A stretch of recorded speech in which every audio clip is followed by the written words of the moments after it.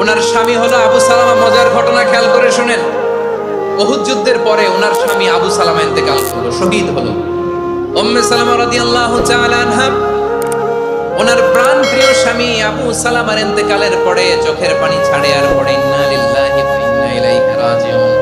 যেহেতু বিশ্বনবী বলেছেন কেউ যদি বিপদের প্রথম ধাক্কায় পড়ে ইন্না লিল্লাহি ওয়া ইন্না ইলাইহি রাজিউন, আল্লাহুম্মা আজুরনি ফি মুসিবাতি ওয়া আখলুফ লি খায়রাম মিনহা, তাহলে এই বিপদে যে সে যা হারালো তার চেয়ে শ্রেষ্ঠ কিছু দিয়ে আল্লাহ তার বদল দিয়ে দিবে।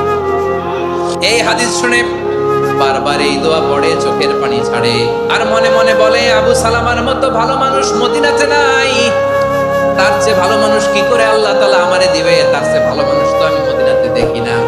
কি আজীব তামাশা, কি অবাক করা ঘটনা। কিছুদিন পরে দেখা গেল স্বয়ং বিশ্ব নবী উম্মে সালামাকে বিয়ের প্রস্তাব পাঠিয়েছে। রাজি হয়ে গেলেন, বিয়ে হয়ে গেল, উনি হয়ে গেলেন উম্মুল মুমিনিন, আমাদের মা, পুরো মুসলিম উম্মার মা। চিৎকার করে বলেন আল্লাহু আকবার।